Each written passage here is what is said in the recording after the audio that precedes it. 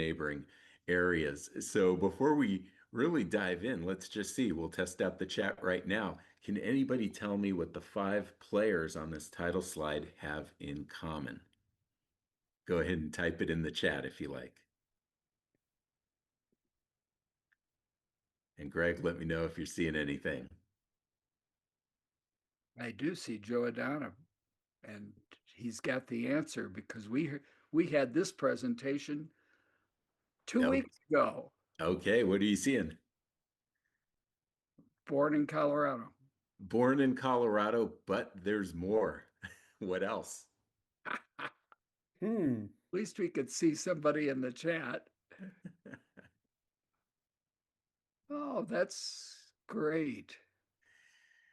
One would have thought that would have been enough. One would have thought. So, especially when we see John Stearns, that's likely to throw you. These are not exactly Barry Bonds, Babe Ruth, Hank Aaron, but these are the five career home run leaders among players born in Colorado. Wow. So, yeah, I think we're still waiting for somebody to come, and really break through. But these are your home run champions out of Colorado. So let's now jump in. Let me make sure I know how to advance my screen here. Hmm. Come on, Jason, you can do it. Or maybe you can't. Okay, there we go. Let me just make sure we didn't miss anything. Ah, yeah, we did. Okay, so just a quick introduction. Greg mentioned that he knows me from the Society for American Baseball Research, or SABR.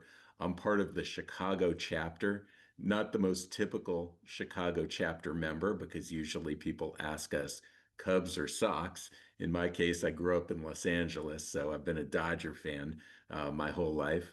And what else, though? I'm also the co-chair of our baseball cards research committee. So that's a fun job. It mainly means that I get to interact with a lot of our members, like Greg, like Brian, that are interested in baseball cards. We also have a blog where we publish articles on a fairly regular basis, occasionally do some nice meetups. And I'll even mention for folks here that are in the Denver area that probably the most fun baseball card related meetups in all of SABR are through SABR's Rocky Mountain chapter. So I've been collecting cards all my life. You always hear a lifelong card collector, and it's never really true, right? Nobody comes out of the womb collecting baseball cards. But for me, starting about age 8, and more or less, here I am, 56, still going strong. I put baseball card artist, and that may be a little bit of a stretch, but you see the little glittery Hank Aaron card, and a pandemic hobby of mine was making these little cards and auctioning them off for charity. I managed to raise almost $25,000 during the pandemic just with little fun glitter cards like this. So, mostly though, right? I show that just to show you that baseball cards have sort of permeated almost every aspect of my life. I'm pretty obsessive when it comes to baseball cards. So you've got the right person, perhaps. So I'm going to start with the Mount Rushmore of baseball cards and just walk you through these four. These are all sets that we're going to come back to later in the presentation, but I always think this is a nice way to set the table. For those of you on the call, perhaps you've had one of these cards in your collection.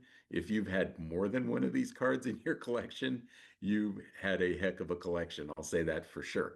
But what I love about the Mount Rushmore of baseball cards, and I won't pretend that this is some authoritative and universally agreed upon quartet here, but I would say across a lot of collectors, these would be four cards that would make a lot of lists. You've got from 1909 to 1911, a set affectionately known as the Monster, or in the catalog known as T206. You've got the Hannes Wagner card, and this was one that makes regular news headlines on CNN, New York Times, etc., because when it sells, and usually about once a year or so, it will sell, and it's always in the millions now. It's thought of as the holy grail of the baseball card hobby. Next to it, from 1933, you see a really nice card of Babe Ruth from a set called Gaudy. We'll come back to the importance of that set soon enough, but any card of Babe Ruth obviously is welcome in a collection. I would say that one is considered, to use a overused hobby term, his most iconic card. So I've chosen that one. The 1952 Topps Mickey Mantle is what's known as the grail card of the modern hobby. I say some of these words like grail and iconic a little bit tongue in cheek. Certainly, when I was a kid growing up, making my way in the hobby, these weren't terms that you heard so much. I'll say that with the rise of social media, they're the kinds of terms that you just see more and more. So I take them with a grain of salt. But at any rate, you get the meaning. These are very, very coveted cards. So 1952 Topps, Mickey Mantle. Sometimes we'll talk about the modern hobby as beginning with this 1952 Topps set. And this is really the hallmark card from that set. And then over on the right, the one card I've owned in my collection, that's Ken Griffey Jr.'s rookie card from the 1989 Upper Deck set. Sometimes 1989 Upper Deck is considered the birth of the premium hobby. So we had the modern hobby, but now we have the premium hobby. And that Ken Griffey Jr. card is essentially the marquee card of that set, and one that if you were to find collectors probably between about 40 and 55 years old, and you ask them about the card growing up that they cherished the most or wanted the most, a lot of them would probably say that one. So that's the Mount Rushmore, but this is Colorado. So we don't really concern ourselves with the Mount Rushmore of baseball cards. We're more interested in the Pikes Peak of baseball cards. So what are these cards that qualify at the 14,000-foot level? Well, one thing that Greg knows is that I will always sacrifice super relevant, interesting, important baseball card history for cheesy wordplay. So I present to you the Pikes Peak of Colorado baseball cards. We've got Denver LeMaster. Any year is fine. Although I will say most of his cards just call him Denny. So you want to get his 1963 Topps if you want Denver. We've got Mike Vail. He has a lot of cards, very affordable. We have Luis Durango. He might say Durango. And we have Jerry Greeley. Now, again, there's no universal hobby authority on this.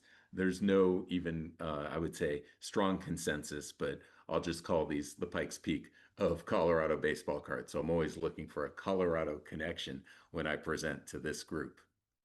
All right. In all seriousness, though, let's think about Colorado baseball cards and just how far back they go. We're going to start that with a quiz. And again, I will rely on the chat. Don't worry if you're off. Don't worry if you're way off. But I would like almost everybody here to just type a year into the chat.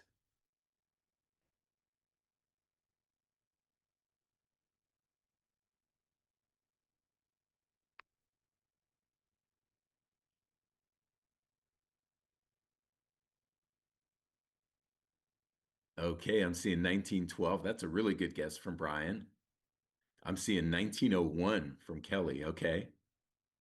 So already I can tell you're not just thinking Colorado Rockies. I'm seeing 1902. Okay, Cheryl, good guess there. All right, let's get one more guess in and then I will have the big reveal.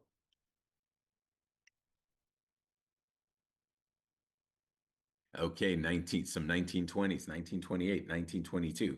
Okay, so I can tell that this group has really done their homework or really prepped for this presentation because I was expecting folks to say things like 1993, 1994, Colorado Rockies era.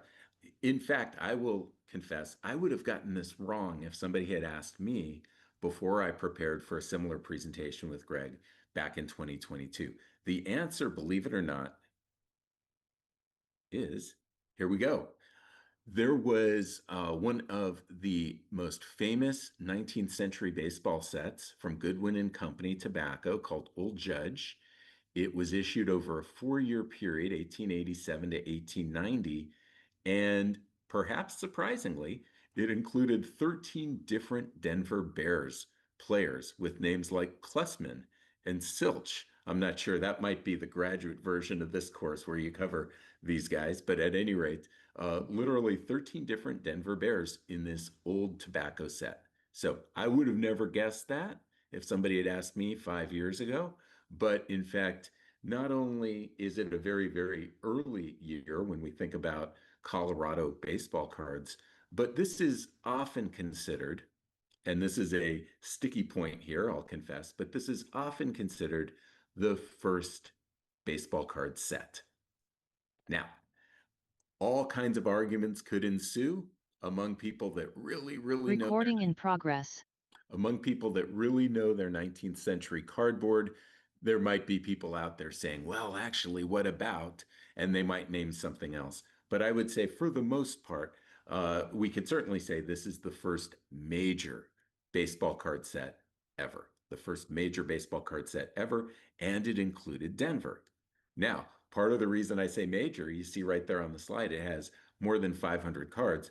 But for a set to include Denver, it's got to be pretty major, right? It's going to have all the major league teams, but it's also going to cover a lot of the minor leagues that were active at the time. So, kind of a funny thing.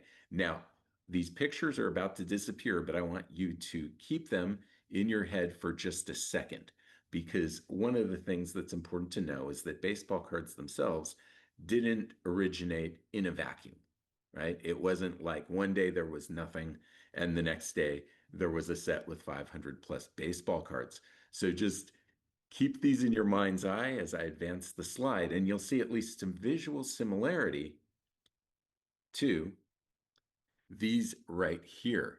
So these aren't even baseball players, but these both come from Colorado, it looks like, if the captions are to be believed. These are known as carte de visite. And what does that mean? Think of it almost like a business card with your picture on it. Pretend that back in the 1860s or 1870s or 1880s, you went to go see a friend. You knocked on the door. The butler answered. The friend, I'm trying to picture now, in the Old West, butlers. So maybe I'm crossing some geographies here. But at any rate, you knock on the door. The butler answers. The person you're looking for isn't there, and you say, "Okay, let him know that I visited." And you hand your card with your beautiful studio portrait. It might have your name on the bottom. It might have your address or something like that, and your friend would realize that you came by. These became, as photography really developed and images were able to be mass produced, not exactly cheaply, but not ridiculously expensively, as people began to have access to mass produced photography. These really became in vogue, initially in Europe, but their popularity spread to the United States. So much so that if you've heard the name Sojourner Truth, I'm venturing very far outside baseball now, but Sojourner Truth actually sold cards of herself, these CDVs of herself, to finance her travels as she would go around the country and give talks or give sermons. So, uh, some visual similarity between those 1880s baseball cards that I showed you and the carte de visite format. And so, are they the same thing? No, not at all. Were there carte de visite of baseball players? There were. And so sometimes people might point some of those out as earlier baseball cards than that old Judge set. I'm getting a little into the weeds, so we'll leave here soon. But mainly, the idea is that these baseball cards that you see didn't just appear out of nowhere, but I would say were influenced by some earlier formats with photos and captions. All right. With that, though, one direction was the photograph, but another was the art. And art was another approach taken. These cards of Buck Ewing and King Kelly both were produced right around the same time, about a year later than those old Judge cards that I showed you. And they look very different. Instead of these, I'll call them sort of, not these sort of sepia toned old photographs that don't have a lot of detail, and today we wouldn't exactly describe as sharp, right? Might even describe as dull. These are just some of the nicest, some of the most attractive cards made, and made around the same time. And so there was something, you can imagine, of a dilemma among early baseball card producers, whether to go with photos or whether to go with art. And that's really something that persisted for a long, long time across the hobby. For the longest time, if you chose photos, you'd have to deal with the fact that photos often weren't going to be as attractive, particularly mass produced onto a small format. They weren't going to capture game action. Whereas with art, you could do just about whatever you want. Now, of course, we know today photography's evolved to the point that you can get an amazing, home run robbery catch at the wall at the perfect moment and, sharp everything. And so today, certainly photography's won out, although there's still some art here and there. You also see, I think, from 1889, because as I was saying, baseball cards didn't arise in a vacuum. Baseball cards were collectible cards alongside other things too. The trading card or collectible card format was simply a way that people learned about the world around them. There was no internet, there was no TV. You weren't going to be able to turn on the news on the radio, for instance. And so you'd have a lot of sets that would be, states of the nation, flags of the nation, wonders of the world, great leaders, great generals, military uniforms, almost anything you might find in an encyclopedia, there'd be a trading card set for. So the Buck Ewing, the King Kelly, those are contemporary with this really nice card of Colorado. And I'll mention too, again, just like the art was fairly ornate back then, even this Colorado card actually had gold leaf or gold ink, metallic ink used in the printing. So in hand, it's actually really stunning. Now, the greatest tobacco set of them all, because at this time, cigarettes were the dominant form for distributing baseball cards, is this T206 set. This is the one that has the famous Hannes Wagner card that sells for millions, but in general, just a beautiful set. Again, more than 500 cards. You may see someone born in Colorado in this set. You may or you may not. But this was really, when people think about tobacco cards, this is really the archetype. This is what they're picturing. And so while tobacco cards had been around since the 1880s, this was really the pinnacle, right, of the tobacco era, 1909 to 1911. However, tobacco cards, while they were the main way, I would say, that cards were distributed from the 1880s through about 1911, 1912, they weren't the only way. In fact, as early as 1900, 1903, you had baseball cards that were issued with candy. Now, that's interesting in a couple of ways. One, because, well, you can get them with cigarettes or you can get cards with candy. But in another way, you also get a sense of who the cards are being marketed to. If the cards are packaged with cigarettes, this talks about a hobby that was mainly adults, right? Adults would want these cards. They'd buy cigarettes. They'd choose the cigarette brand that would get them the cards they wanted. But of course, if you're packaging with candy or caramel, you're now talking about cards for kids. Now, it's not quite as clean as I made it sound. In fact, if you were to pull up some old newspaper articles from 1909, 1910, 1911, what you would find is it was almost impossible for an adult to go in to the tobacco shop and leave with a pack of cigarettes without being mobbed by kids demanding that this adult surrender the baseball card inside the package. But again, just like there was sort of this dilemma of should we use photography or should we use art, there was also a little bit of a dilemma in terms of who are these cards for?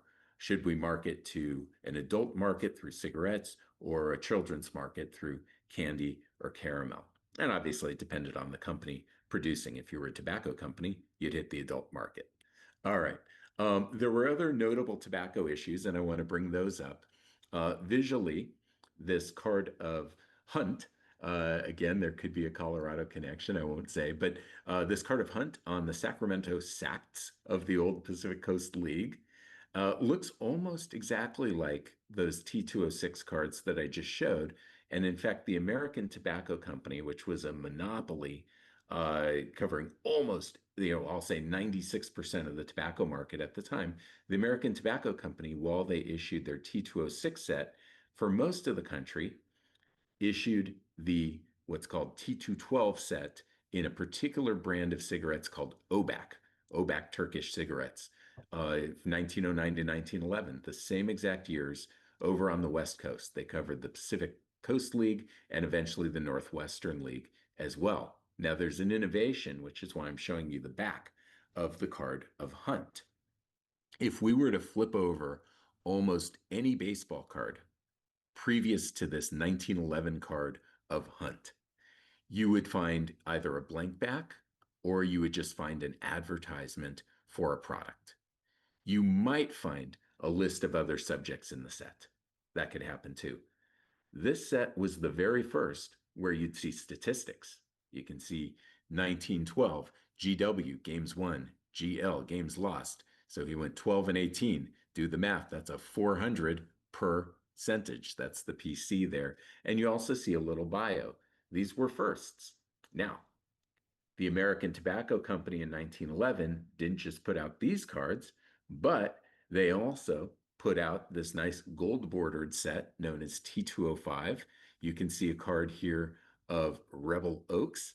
And if you were to flip over the Rebel Oaks, they would spell his name Rahel, I guess would be the pronunciation. I'm not too sure, but it is Rebel Oaks. And again, you'd see the bio and you'd see the statistics. So sometimes people ask me which one came first. The truth is, I don't know. There aren't great records. What I will say is both were 1911, but in the Pacific Coast League, the season was much, much longer and started much earlier. I believe it started in February, whereas in the major leagues, the season started, of course, in April. And so I would speculate this OBAC card, this Pacific Coast League card, was probably slightly earlier, just by a matter of a month or so, in delivering statistics. I'll also mention that T206 set that I showed, the one with the Wagner, was still being issued in 1911 and was only sort of partway through the year replaced with this gold bordered set. So that's just my guess, is that the Pacific Coast League ones brought the statistics first. Then on the right, you see one of Colorado's favorite sons, Smokey Joe Wood, if memory serves. I don't believe he was born in Colorado, but he did grow up in Colorado. Now, compared to the other cards we've seen, it's a bit drab, it's a bit dreary. Some collectors have described this issue as funereal, but it's at any rate 1912. It's that same American Tobacco Company, and it's essentially their swan song. The Supreme Court broke up the American Tobacco Company in 1911. They declared it a monopoly, and that was the end of that. However, they were given a certain amount of time before they completely disbanded, right? It was sort of like, okay, you need to break up. We're going to put a timer on it. I can't remember if it was 9 months, 12 months, something like that. And at any rate, even though they were on their last legs, the American Tobacco Company said, well, as long as we're still here for 6 or 9 months, let's put out one more set of baseball cards. And so that's this 1912 American Tobacco Company brown background set. So when the tobacco trust broke up, there were a lot of individual tobacco companies now. In fact, there was still part of the breakup was essentially split into 4 big ones and a lot of little ones, plus whatever competition hadn't been part of that monopoly. And any of them could, and some did, continue to make tobacco cards. But after 1912, the number of tobacco cards is few and far between. At that point, the dominant format was definitely Candy. So some of you know Candy Cummings, the baseball player, but this is Candy Cummings, the advent of candy cards as the dominant form. And so thinking about the health implications of the hobby, I call this from cancer to cavities. So as the tobacco cards take a back seat, we have caramel. And so you see Hartzell of the New York Americans, also the St. Louis Browns at one point. You see Cracker Jack cards. So yes, that same product you buy today and get the little plastic ring in 1914 and 1915, you could get baseball cards, really nice, attractive baseball cards. And if you take a close look at Packard, you see Kansas City Federals. And so in fact, I mentioned 1914, 1915 were the seasons that you'd get these Cracker Jack baseball cards, and they coincided with the Federal League. And so you'd not only get major leaguers, but federal leaguers as well. And then Z-Nuts. I remember in 1922, or pardon me, in 1922, that is the year of the card. In 2022, somebody on the call said, what's a Z-Nut, Jason? And so here's what you should picture, okay? Picture that you had a bunch of Cracker Jacks, you added coconut and chocolate and turned them into a candy bar. So the Z-Nut is a candy bar that's essentially got a Cracker Jack texture with chocolate sort of gluing it together and a little bit of coconut on the inside. So that was made by the Collins McCarthy Company in San Francisco for many, many years. If you've ever had a Z-Nut candy bar, you'll have to let me know at the end of this. But at any rate, again, a product for kids. And the Z-Nut player I've chosen to show you from the 1922 set is Jim Thorpe. So kind of a special card. He's obviously known for sports beyond baseball, but played some baseball too, including in the major leagues with the Giants. All right. Um, you didn't have to, at that time, buy a particular product, a particular brand of caramel or a Z-Nut candy bar to get a baseball card. Something that was pretty popular, I'm going to say the heyday was about 1919 to 1923, but they kind of leaked a little before and a little after, were what are known as strip cards. And what you should picture is that you'd go to the candy counter and you might just spend 2 cents, right? Back then, 2 cents could buy you a lot. You might spend 2 cents, and then the proprietor would get out a big roll, sort of like how you see tickets in a big roll, but they'd get out a big roll or a long strip of baseball cards, and they would take their scissors and they would cut off a baseball card for you, or maybe if you spent 2 cents, they'd cut off two baseball cards for you. We also see a lot of these cards that don't appear to have been cut with scissors. You see pretty uneven tears and rips and things like that. And so we know sometimes the proprietor either was in a hurry or just didn't put in the same amount of care and simply hand tore the cards. You can see again, they resemble nothing like photographs, sort of an artistic style, not a particularly realistic one. But if you were an 8-year-old kid and you bought a piece of candy and they gave you one of these for free, you probably wouldn't complain too much. The most famous sort of youth-oriented candies in terms of choosing your poison, right? We had tobacco, we had candy, but gum really became the dominant form for distributing baseball cards. And while you can find earlier instances, it really, really got big in 1933 with a set called the 1933 Gowdy set. That's the Paul Wainer card on the far left, his 1933 Gowdy. Now, I mentioned there were cards issued with gum going way far back. 1909, I know of some cards that were issued with gum. However, at that time, if you thought of gum, in 1909, it was something you might chew to curb a tobacco habit, or it was something that was believed maybe to have some health benefit, but it wasn't something that really appealed to kids. Gum in 1909 would have been something that adults perhaps might buy and chew, but it wasn't attractive to kids. In 1928, bubblegum was invented, and that was really a game changer. It took a few years for companies to jump in. In fact, it was invented by the Fleer Company, and strangely enough, Fleer didn't put out a major baseball card set until 1959. But at any rate, a whole lot of other companies sprung up and adopted that innovation. The Gowdy Company had been around before bubblegum was invented, but when it was invented, that's really where they came to life. So you see here the 1933 Gowdy card of Paul Wainer. His 1934, you see they got a little lazy with the art. It looks pretty much the same, and that was the case with the first 24 cards in that set. And then you see another competitor. By the way, I didn't mention Gowdy was a Boston-based company, also out of Boston, National Chicle, and they put out a set called Diamond Stars, 1934 to 1936, with some really fun artwork as well. So this was definitely the beginnings of gum as the dominant format for distributing baseball cards.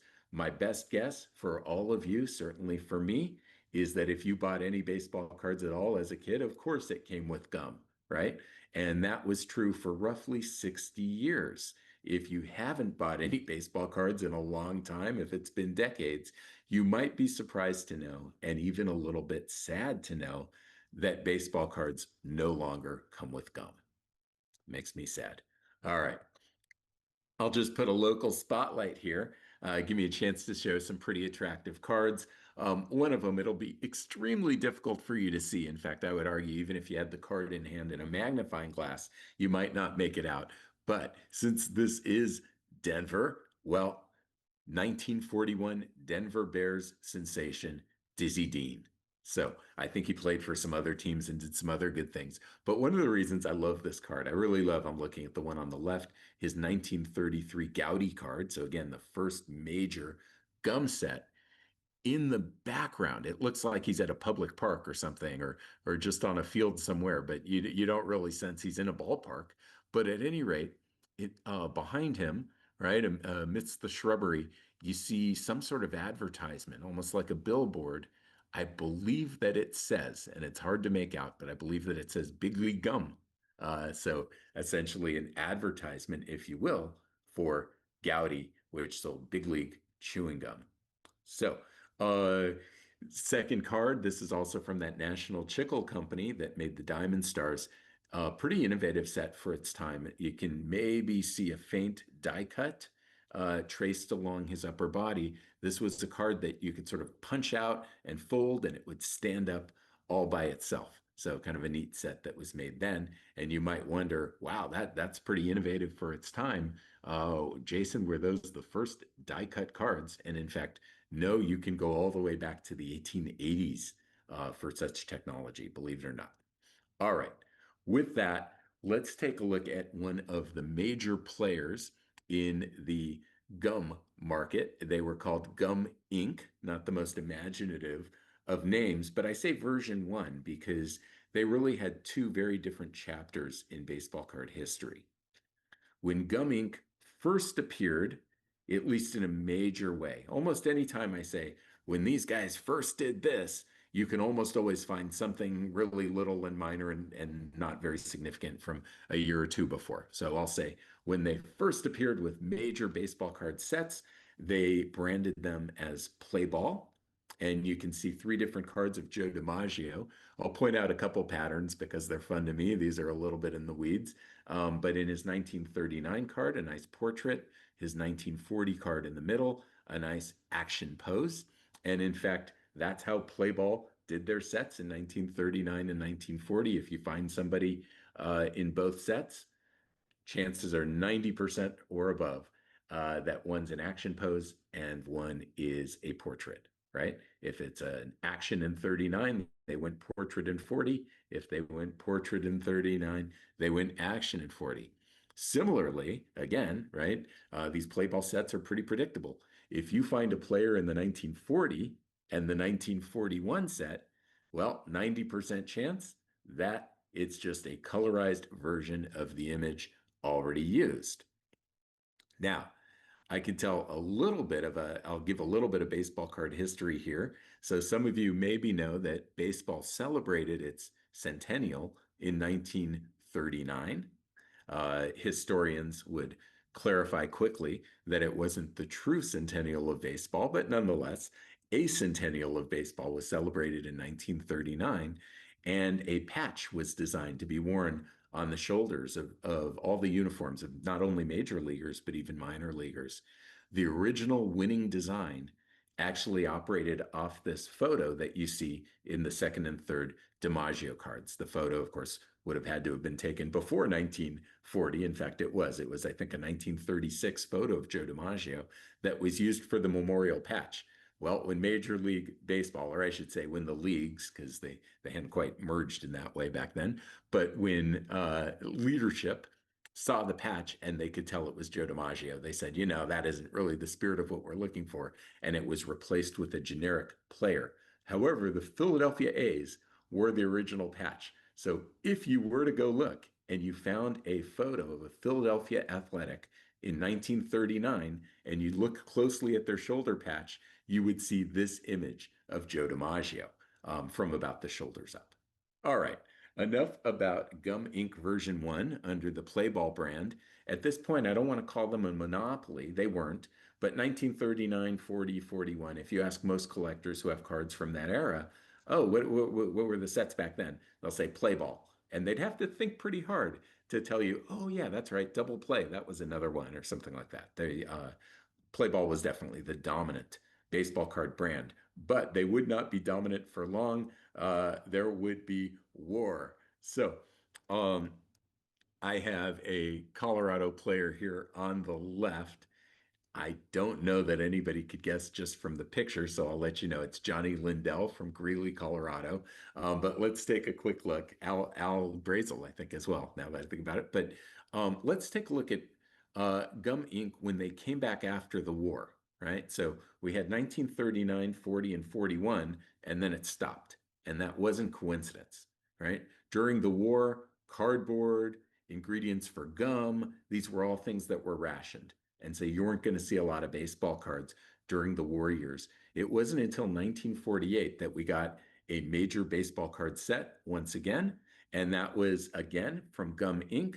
But now the cards, instead of being called Play Ball, were simply called Bowman after Warren Bowman, the founder of Gum Inc. So it's kind of a funny thing when collectors know about the Play Ball cards of 39 to 41 and the Bowman cards of the 40s and 50s, they don't necessarily make the connection that it's actually the same company. It was the same gum company, but they used two different names for their baseball cards. So this is Gum Inc. version 2, and this is Bowman almost all by itself. Um, Probably everybody on this call is familiar with Tops chewing gum. Well, they weren't quite doing anything in 48 or 49 or 50. They were doing some little things in 51, but didn't really show up on the scene in a big way until 1952. However, there was one year with a little bit of competition. This is, I'll use the word iconic again, considered one of the hobby's iconic sets. I call it 1949 Leaf because that is technically correct. However, that is the least common name you'll find for the set if you try to read about it on the internet or in most hobby publications. Most places you'll see it described either as 1948 Leaf or 1948-49 Leaf, as if it were issued over a 2-year stretch. There's actually fairly new scholarship here that I'm going to argue definitively makes this a 1949 set. A book came out called Relief by Brian Capel that told a lot about this. But one of the things that it did, and my friend John Racanelli in Sabre was able to pull the original court files here in Chicago. In the original court documents, Solomon Leaf, or not Solomon Leaf, Marshall Leaf, the son of the founder, stipulated to the court that the very first Leaf baseball cards shipped off in March of 1949. So, for many of you, you might be thinking 1948, 1949, is it really that big a deal? Well, it turns out yes, because one of the things most important to baseball card collectors today is the notion of a rookie card. What was Jackie Robinson's first card? What was Warren Spahn's first card? What was Satchel Paige's first card? And it turns out for every player I've shown here that if the Leaf set came out in 1948, all 4 of these cards would have a strong case as a rookie card. If the Leaf set is treated as a 1949, these cards either lose their rookie card status entirely or they share it with the 1949 Bowman set. So there's actually pretty big implications in the hobby if that recent scholarship is accepted. I certainly accept it, but I'll say it's definitely not hobby consensus at the moment. Hobby lore is very powerful, more powerful than hobby evidence, I'll say. Now, Bowman was going along quite well. Here's a 1952 Bowman card of Frank Crosetti, and it's number 252. I did that intentionally to also let you know that's how big the set was. There were 252 cards. They were pretty attractive, really nice artwork, and nothing was wrong. The problem was in 1952, look what Topps did, right? By the way, if you were wondering when was the first Rockies card, well, I'm going to have some early Rockies. Here's Rocky Bridges, 1952. But what do we see if we compare to the Bowman? The Bowman is nice. The Topps is bigger. It looks more like a photo. In fact, it is a photo that was essentially colored in, right? Given some color treatment. We see on the back statistics to go with the biography, right? we just compare these bios. Well, we can read a paragraph about Cressetti, we can read a paragraph about Bridges, but now we get all the bonus statistics, past year and life. So, Topps, right, essentially out of nowhere, took the baseball card market by storm, and Bowman, which had essentially had something of a monopoly, I probably should have mentioned, they sued Leaf out of existence, or at least out of the baseball card business until 1960. So here was Topps that came onto the scene, and these cards were a hit with kids. They were bigger, and kids liked the statistics, and kids felt like they were more lifelike. And so Bowman, right, now at war all of a sudden, now having to defend its turf, let's take a look at 1953. Oh, you want lifelike? You want photographs? They hired photographers from Life magazine to help produce their set in full color photography. And what about those backs? Well, that back looks almost exactly like that Topps card that I just showed you, right? They really took a page out of the Topps playbook with not only the bio, but, and I love this, the previous year statistics and the lifetime statistics. And in a game of one-upsmanship said, hey, actually, we're even going to include this year's statistics. Now, not too many kids took them up on it. Most 1953 Bowman cards you find, that bottom line is blank, but you will find some where kids fill it in, or they fill it in partway through the season and then cross it out and update it. So you'll find some funny things there, but you can definitely see evidence of Bowman seeing the threat from Topps in 1952 and essentially trying to either match them or even raise the stakes. Now, it was an expensive proposition back then to make a set like this. So on the far right, you see Casey Stengel's card from the exact same set. Well, not quite exact. Collectors differentiate between 1953 Bowman color and 1953 Bowman black and white. Essentially, what happened was Bowman ran out of gas or ran out of money and had to make the rest of the set cheaper. They renumbered the black and white cards starting at 1. So again, it is technically considered a different set, but essentially the Bowman strategy of trying to top Topps petered out a bit. By 1955, and spoiler alert, 1955 was the last year of this particular war between Topps and Bowman. Topps, of course, the winner. 1955, both companies were making big cards. Both companies were making use of photographs with also some colorizing or coloring things in. Both companies had stats on the back, right? You could almost call it a draw, but one aspect of this cardboard battle that I didn't mention is really, I would say, epitomized here. And that is that the battle wasn't just for who could make the cooler card that kids would want more, but it was also a battle for player contracts, right?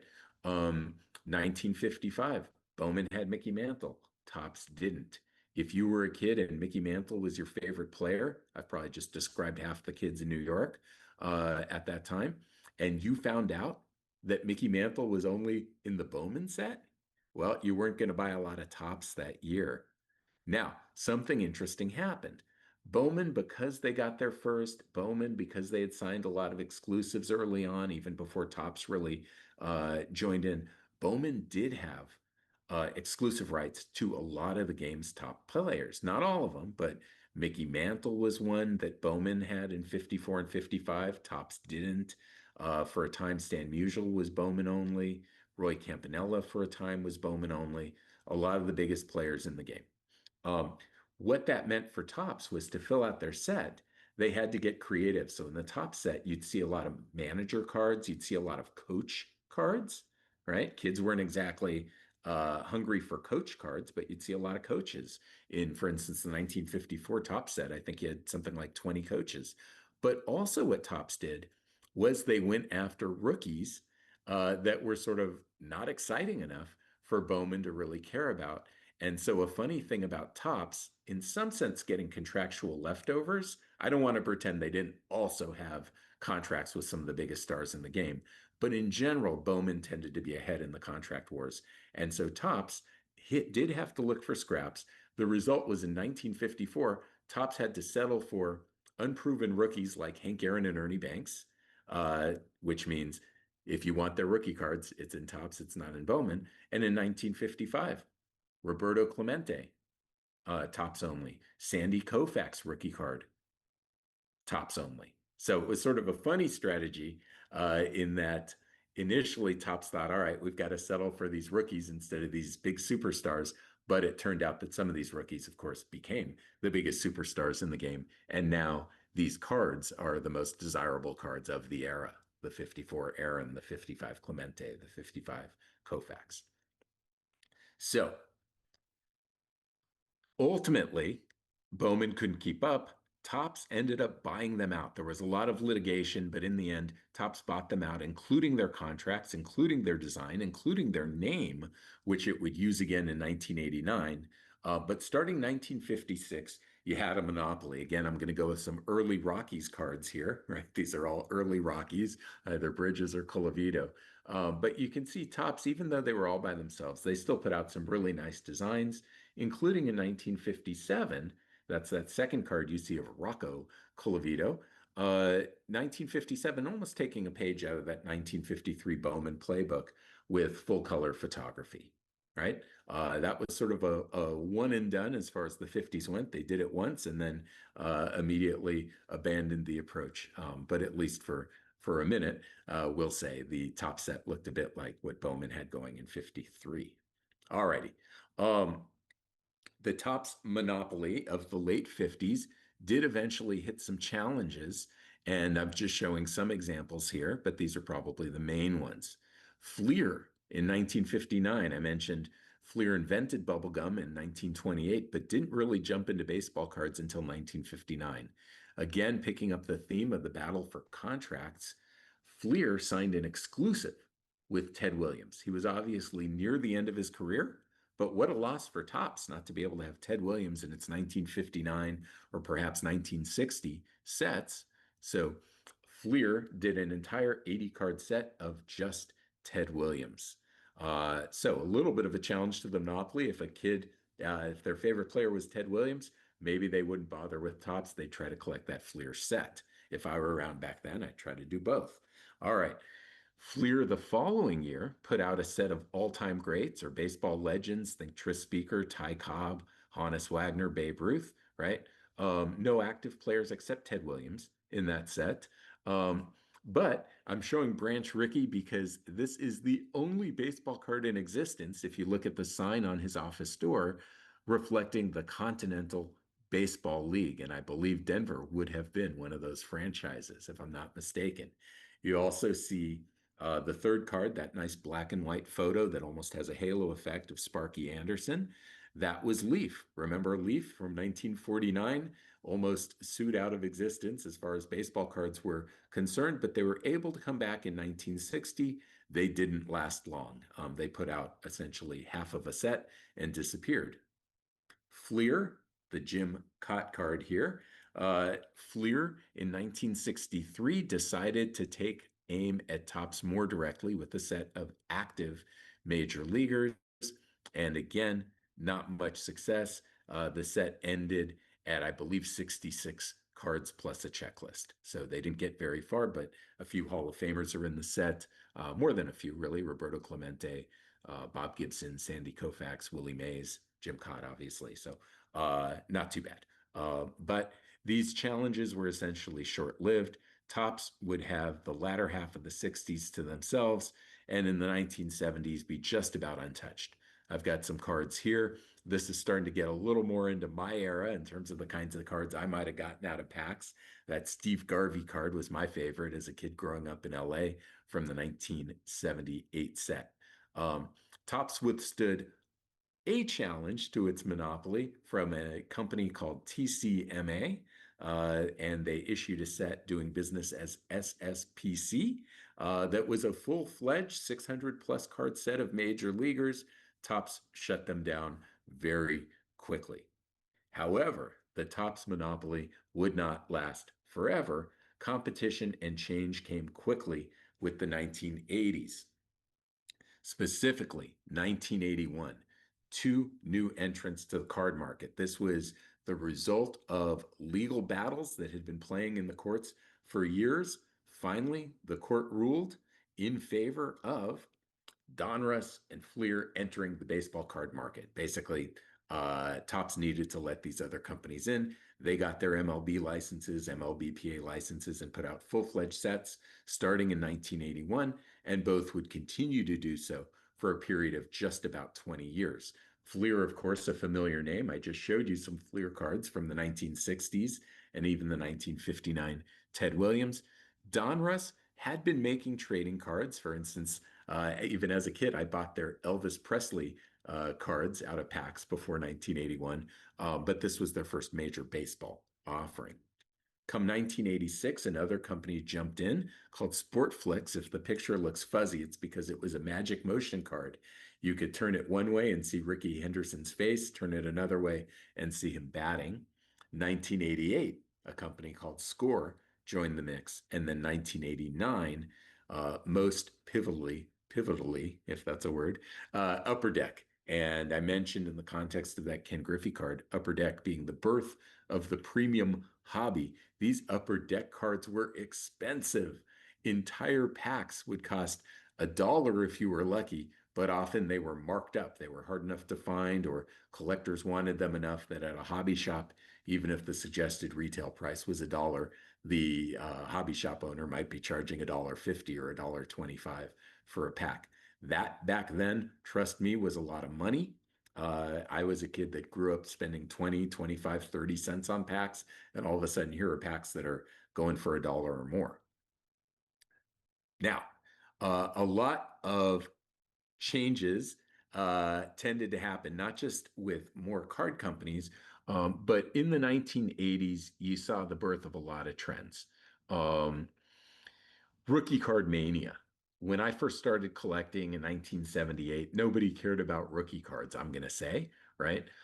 In fact, if you got those rookie pitchers with four guys in the pack, that was your least favorite card, right? That was almost as bad as getting a checklist or a manager card, right?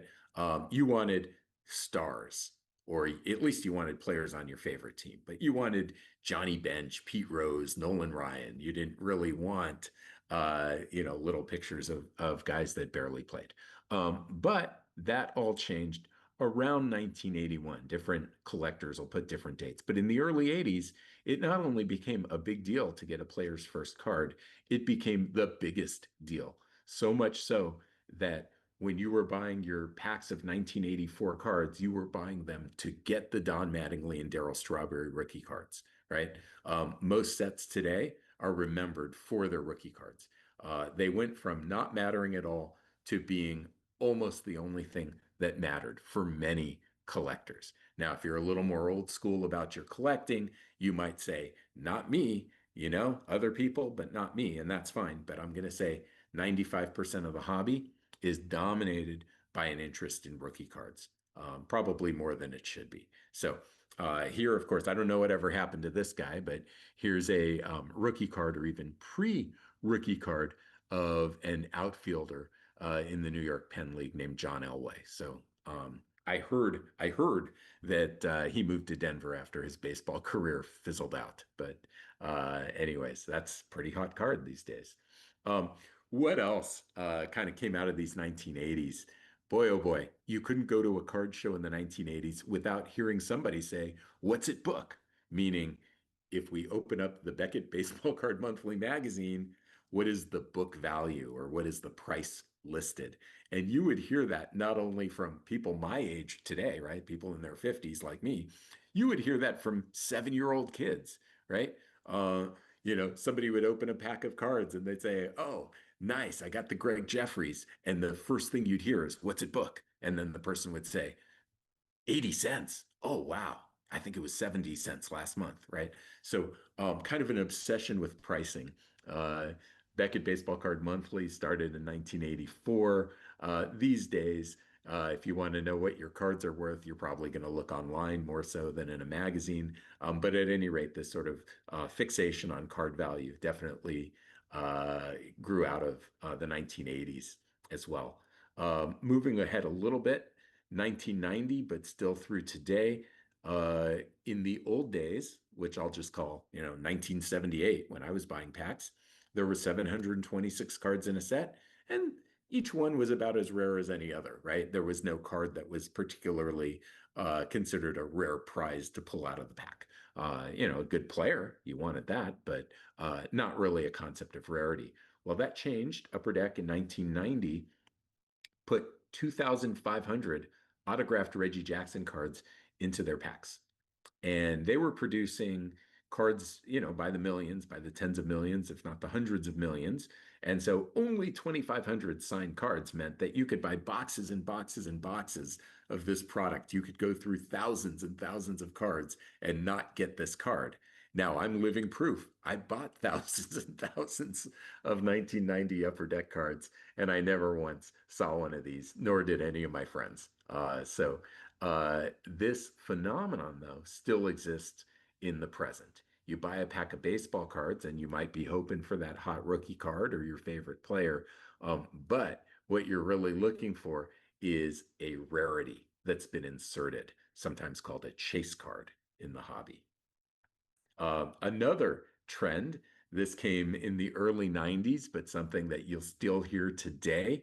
If you were to open a pack of cards and you got one of these rarities, good chance somebody at the card shop would say, you got to get that slabbed, right? And what that means, and for some of us who grew up back in the day where you brought your cards to school in your pocket, this is a very foreign concept, but the idea is that you would have your card encased in this hard plastic, sort of unopenable case, and a professional baseball card expert or sometimes team of experts would assign a grade to your card. They would verify that it's authentic. So a few different services, right?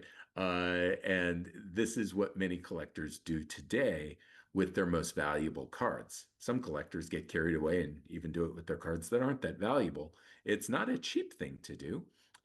If you took a $1 card out of your collection and you wanted it slabbed or graded, you'd probably be paying $30 for that service.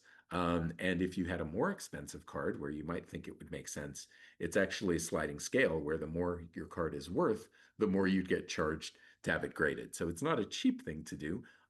But trust me, if you haven't been around the hobby in the last couple of decades, it is everywhere. Just like the fixation on rookie cards, there is a gigantic proportion of the hobby that wants to have their top cards put in cases and graded by experts. So the very first occasion where this was done, in fact, it launched the company called PSA, which is the market leader even today, was when Wayne Gretzky, the hockey player, and his team's owner, Bruce McNall, went in. They went in and split the cost of a Hannes Wagner card, submitted it to a company called PSA, and it was the first ever graded card. You can see the serial number, a bunch of zeros and a one at the end, and it received a grade of near mint, 8. That's a really high grade. It was found later not only that the card had been trimmed, right? So the rough edges, soft corners, etc., that might have been there were taken away. Actually, I believe it was trimmed from a sheet, so there wouldn't have been soft corners. But the idea is the card was sort of artificially given this really sharp look. And so it didn't really deserve that grade. And later, one of the graders came out and acknowledged that he was aware. So not an auspicious beginning, but the market leader today. Now, another trend, right? So the 80s really changed everything, but into the 90s as well.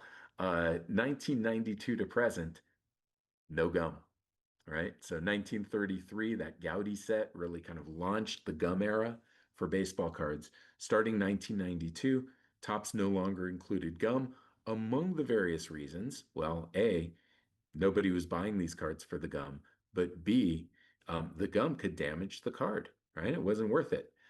In fact, a few years before they stopped including gum, they started wrapping the gum in its own little plastic thing so the powder from the gum wouldn't get onto the cards. So at any rate, buy cards today, gum sold separately.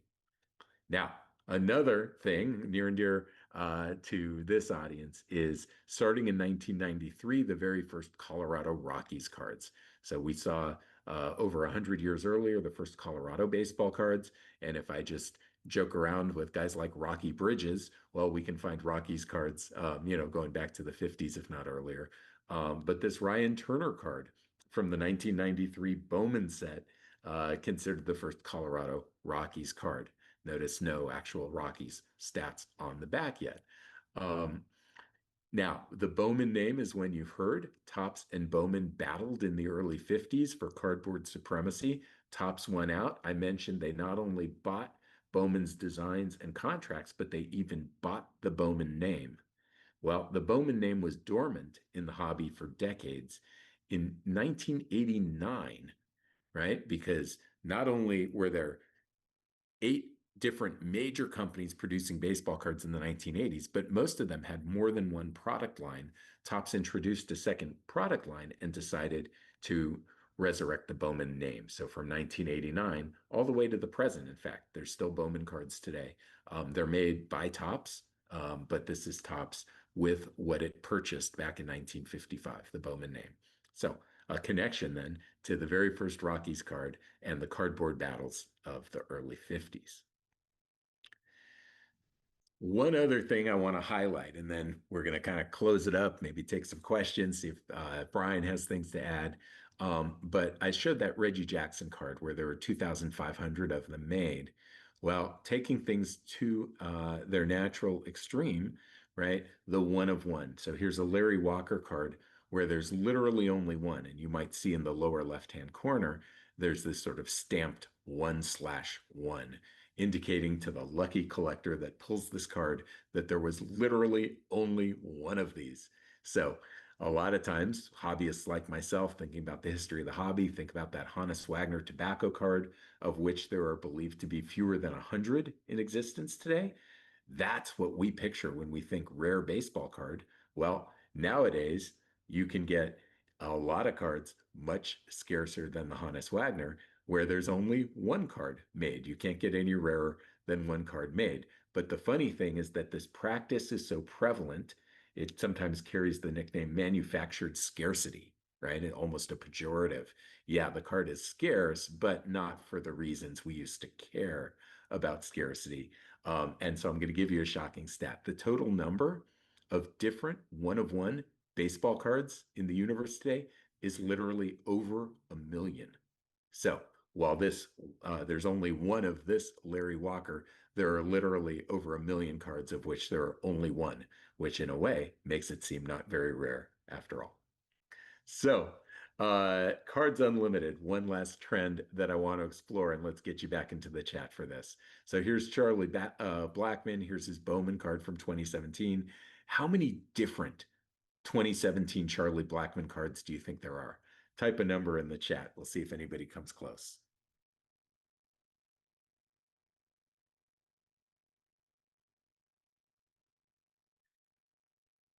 Let's see what I'm getting here. Okay, I'm seeing some good numbers. 19, 18, 17. Okay, well, guess what? When I say Cards Unlimited, I kind of mean it. 1,067. So this really has implications for collectors. Not a typo, 1,067. When I was a kid, I had a goal of collecting every Steve Garvey card. As I got a little older, I wanted every Hank Aaron card, right? These weren't easy things to do. But there were at least, finite lists, right? You could make a little checklist and start checking things off. You know who you had, you know who you needed. This is just in 2017, over 1,000 different cards of Charlie Blackmon. I think one year there were over 20,000 cards of Shohei Ohtani in one year, right? And so there's a certain aspect of the hobby that, in a way, is essentially dead, right? Things I could do when I was a kid, or at least dream of doing when I was a kid. I don't think there's anybody today that says to themselves, "I want every Charlie Blackmon card," right? How could you? And by the way, out of this number, 1,067, many of those are of the one of one variety, right? So good luck finding those. And even if you had infinite money and you were willing to buy these one of one Charlie Blackmons from other collectors, many are sitting unopened, right? There are unopened cases of 2017 Bowman, sitting in warehouses where there may be these Charlie Blackmon cards that you need, these rarer Charlie Blackmon cards that you'll never see. So The hobby is a little bit crazy, but one of the things, and this is where I'd like to end, at least for now, as I show you Colorado's greatest collegiate athlete. Um, I'm kidding a little, but we know Paul Skeens, of course, played in Colorado Springs for a little bit before heading to LSU. Um, is as much as cards have changed, right? If we go back to the very first baseball card that I showed you, 1887 to 1890, somewhere in there, and we go to a Paul Skeens card issued in 2026. Well, things are a lot different. At the same time, what I think is worth reflecting on is just how much things are the same. So, I mean, just looking at the obvious visuals, we've got two rectangular pieces of cardboard with baseball players on them, a little bit of information in terms of who the person is, what he did, or what team he's on, that sort of thing, right? And we still have collectors that are excited to get these sorts of things in their hands. So, over time, the hobby's seen a lot of changes. Cards started out being for adults, then they were for kids for a long time. Now they're kind of for both, but you almost need an adult budget. Cards started out with cigarettes, then candy, then gum, then no gum. In fact, with nothing, just cards, right? So a lot of changes, but also a lot that stayed the same. And I think that's one of the reasons the baseball card hobby really gets people so interested and even so obsessed is not just for the differences, but the similarities across time. The cards, almost like baseball itself, have been something of a constant for about 150 years. And somebody like me, I think that's a good thing. So I'm going to stop the share and then maybe turn things back over to Brian and to Greg. But thanks everybody for your attention and for your terrific guesses in the chat. Well, thanks, Jason. That was wonderful. I don't know if anybody noticed that the Skeens card on the bottom was perfect into the seventh inning, which is what he did last night or yesterday against the Rockies. So very pertinent, if you will. Hey, Jason, I want to ask you a question because I know some people in class have the interest. There are some collectors here, obviously. If you had to give just some general advice, and I've been asked this a couple times, people have some older cards, let's say 50s, maybe 60s, want to know what if they want to sell them. What's your advice in terms of going to grading services? You alluded to it a little bit, PSA out there, and after you're done, I'll give my thoughts on it. But you recommend people do that or not? And if so, what are the circumstances that you would recommend that? Yeah. Um, Interesting. Yeah, that's one of the things as a committee chair at Sabre that I get asked the most, right? It has to do with how would I know what these old cards are worth or what are some suggestions for selling. I'll address the grading aspect first. If somebody is a very knowledgeable and active collector today, right? And they're accustomed to maybe selling cards on eBay or coming up with fair prices on their cards. Um, Grading tends to benefit them for some of their better cards, right? One of the things I didn't mention in this talk, but it's part of the reason why you have these grading companies, is there is a lot of counterfeiting. There's a lot of fraud. There's a lot of fakes being sold, right? So pretend that you had a 1954 Hank Aaron rookie card and all you did was you just put it on eBay or you tried to sell it in a Facebook group. You might have bought that card out of a pack in 1954 and you know that it's real. However, most of your market is going to look at that card ungraded and they're going to say it's probably fake, right? I mean, that's one of the things that grading companies have done is they've sort of created an assumption now that what we would think of as raw or ungraded cards are probably fake. If it was real, they would have had it graded, right?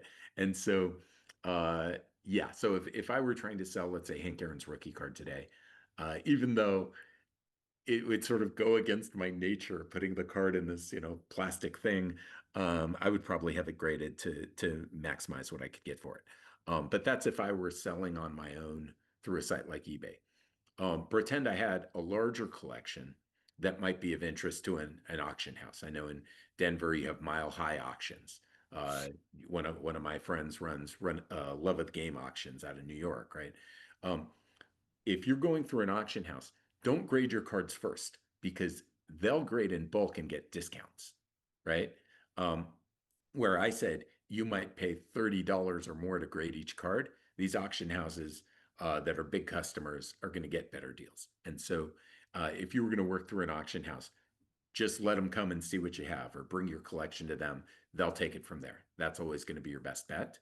Um, but the other thing is, I mean, if you were to sell to a very knowledgeable collector that could, actually handle the cards and say, oh, this Hank Aaron card is real, right? I mean, like a collector like me, I'm not saying sell to me, I don't have any money, but a collector like me, I can inspect a card like that and have a lot of confidence, real or fake. So depending who you sell to, again, the grading might just be an extra expense that you don't need.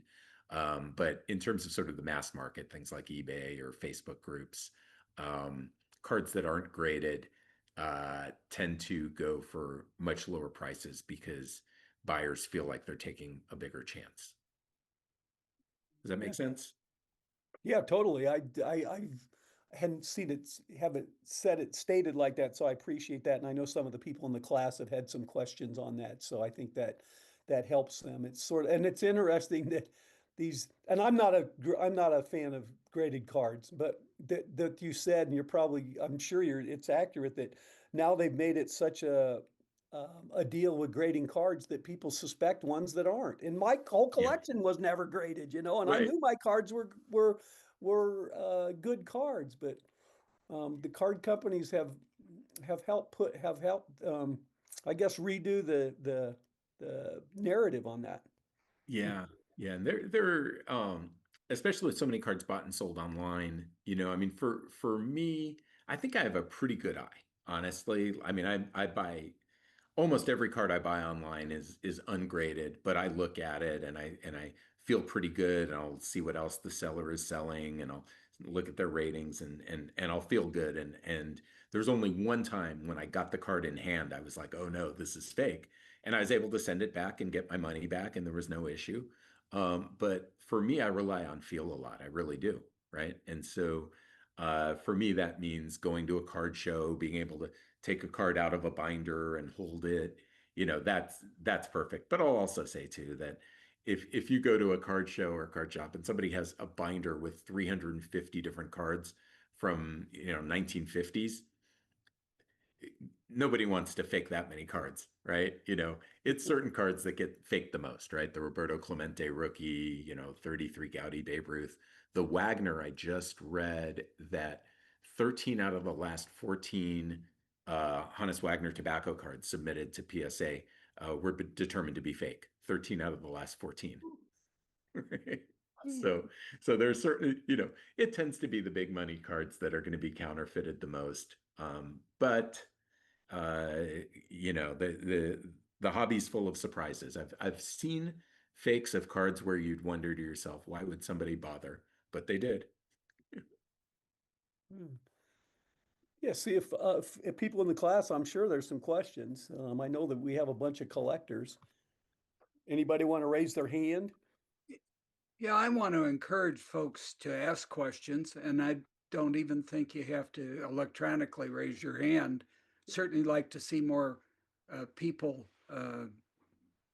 show their faces here and ask questions because, like Brian said, we know that there's some people out there with cards that might want to sell them, but we'll also, I think we'll use this topic right now and then go to a broader topic afterwards. But as long I, as we're on grading, and by the way, I've muted at least one person. If you want to talk, just ask me to unmute it because there was background noise. So. I just unmuted myself. Can I go Sure. ahead, Greg? Oh, no, if you can unmute, everybody can unmute yourself except Okay. a couple So for people had. Jason, perhaps for Jason and also for Brian, in terms of value, cards of the 50s, 56, 57, up to 59, 60. Where do you see values going? I mean, remaining the same, increasing, perhaps declining a little? As I'm not sure kids today, or I mean, I have two teenage grandsons, and if I ask them who Roy Campanella was, or Willie, Mickey, and the Duke. I'm not sure they really know the answers to that. So I guess the question is, where do you see that, will they continue to increase or just ultimately decrease? Yeah, Glenn, it's something I think about a lot. My gut is to say, and of course, I'm not a financial advisor and I have no crystal ball, right? No, nobody should take investment advice from me, but my gut is that cards of the 50s, uh, cards of guys like Clemente, Hank Aaron, Willie Mays, Mickey Mantle, just seem to go up and up and up and up. And it can be a little counterintuitive. I remember when I was coaching Little League and I wore my Hank Aaron jersey to a practice, and the kids on my team didn't know who Hank Aaron was, right? And so I see something like that, and literally I thought to myself, wow, I guess my Hank Aaron collection isn't going to be worth much in 30 years, right? Nobody knows who he is anymore. But somehow, though, somehow, I mean, even today, it's like as we look at sort of a thinning population of kids who grew up in the 1950s watching Willie Mickey and the Duke, right? Those cards have gone nowhere but up. But we can even look at players like Hank Greenberg, Mickey Cochran, Tris Speaker, Ty Cobb, right? There's sort of nobody around that watched them play, right? And even fewer kids that know those names. And they just go up. And I think it's because the number of cards, I mean, that supply is small and it's not getting any bigger, right? Um, Condition is a big thing. This is one of the things when the first question came in that I didn't mention is um, there's such a hyper focus now on condition that literally, if somebody says to me, I have a 1957 Mickey Mantle, what's it worth? There was a time I could have said, oh, that's like a $20 card, back when I was a kid, right? Nowadays, I'd have to say, well, that could range anywhere from $200 to $800,000, depending on condition, right? Like condition is such a variable that drives things. But I'll say particularly, the players of the 50s or, the top shelf Hall of Famers in the better condition they're in, sort of the fewer there are and the more they seem to be going up and up. The top of the market seems to be going up like nuts. And even the middle of the market seems to be going up pretty well as well. And I do tend to think that's going to continue. Okay, some of the cards you mentioned, in particular the mantles, I have a couple of them from '56, Ooh, and ooh. also Clemente. I've got quite a few of those. Yeah, I'm one of those where my mom didn't throw them away. Oh, She you lucked she out. she gave them back to me. So yeah. Oh, Well, man. I've seen some photos of Glenn's stuff, and I think they're in pretty good shape. You mentioned condition, though, and that's something that has driven me crazy forever. And I am by far the huge minority on this. I wanted the card. I really didn't care what grade of condition it was in. That's the way I grew up because we didn't worry about condition back then, and we didn't put them in plastic pages, and we traded them with our neighbors and whatnot. So if I had a card that had some rounded edges, I was fine with that Clemente card or whatever. And nowadays, as you're saying, Jason, it is so much driven by condition. It drives me crazy. And I mentioned this before. I'm not a big fan of it, but I submitted 20 cards for grading when I was looking at getting rid of my collection. All of them, except for one, came back probably 2 grades lower than I thought they were going to be. So, Yeah. as I have mentioned to people, if you're going to do that, just go in thinking, you might think you've got these grades, but it's probably going to be less. That was just my experience. Yeah, and you one of the things, it's sort of funny because I mean the idea behind grading is, a third party impartial judge looking at your card because we do sometimes tend to overrate our own cards, right? Yes. They look better to us than they would to somebody who doesn't own it. But there's still some subjectivity. In other words, even at the grading companies, what one person stamps a 4, somebody else might have stamped a 5, right? And so there's literally like sort of this hobby subculture of people who just resubmit the same card over and over, kind of like, if you were prescription shopping among doctors, right? They just keep submitting it until it gets, the slightly higher grade, or they'll go on eBay and they'll look for, cards graded 4 that they think might be undergraded. because if they can pick out a 4 that they can resubmit and get a 5, this $200 card is now worth $450, right? It's like the difference in grading makes such a difference in price that people have found it worth their while to just keep resubmitting the same card over and over. That's why I can't find the 55 Mays at a decent price that's ungraded. Hey, I want to Yeah. mention something else real quick, Greg, and I'm going to point this out. I love this book for baseball card collectors, even if you aren't. The Great American Flipping, Trading, and Bubblegum book, and it's one of my favorite. There's lots of baseball card books out there, but this is a really fun read. And if you like Jason's program today, I guarantee you're going to like this book. Brian, Well, Yeah, put the title of it in the I chat. will. I will do that. I'll just echo that a little bit. Something that the Sabre Baseball Cards Research Committee's done since 2020 is we give out an award. It can be thought of as a lifetime achievement award, but it's essentially given to somebody that made the hobby a lot more fun or interesting, or et cetera. And so the authors of that book were actually our winners in 2023, I believe. I may be off by a year there, but yeah, definitely. The book is a fantastic one, and especially if you collect it in the 50s and 60s and maybe early 70s, there's a lot that'll resonate with you. That was sort of the 50s and 60s, probably the first era where there was sort of mass. It was a new era, wasn't it, in terms of the popularity? Topps really ushered in a whole new era of baseball card collecting. Yeah, yeah. I mean, the 52 set, it's thought of as it's kind of the birth of the modern hobby. Um, but it's funny because, just like I showed at the beginning, I had that Colorado flag from the 1880s, as one of the card sets.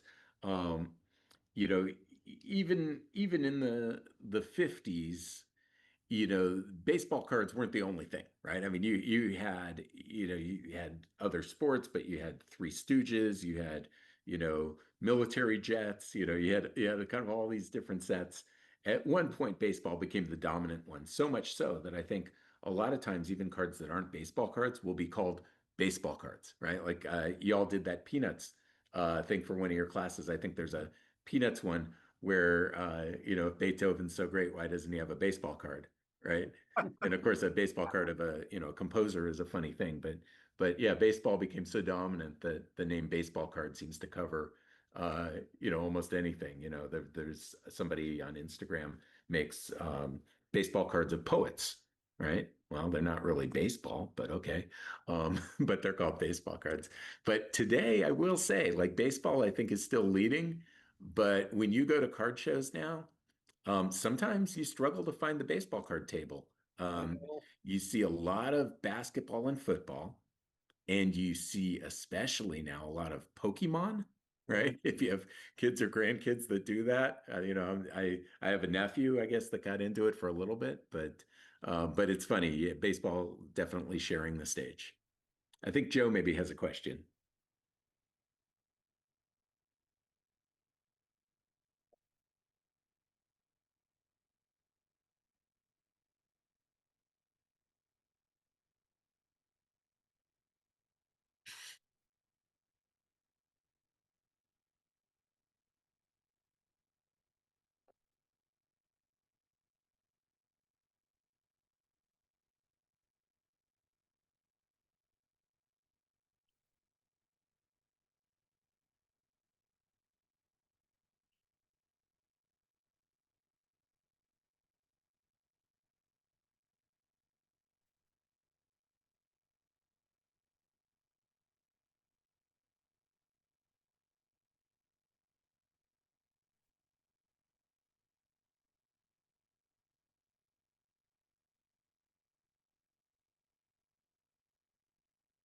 Yeah, that's a great question.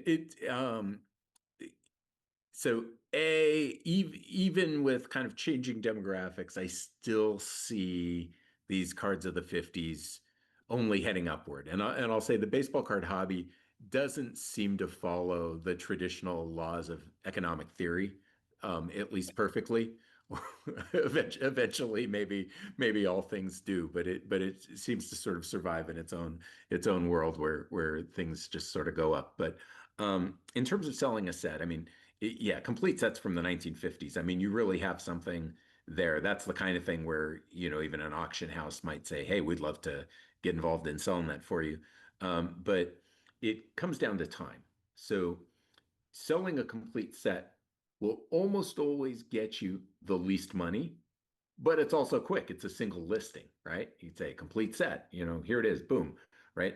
Um, if you were to take out the top singles and sell them individually and try to get top value for each of those, you might find that the top 10 singles in your set would get you more individually than if you had sold them packaged in the entire set, right?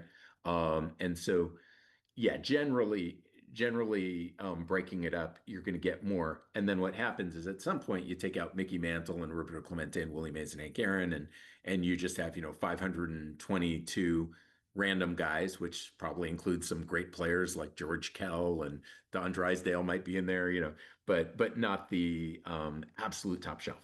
And those you might sell as a starter set. You might say starter set, 526 out of 535, and you'll get a lot for that too.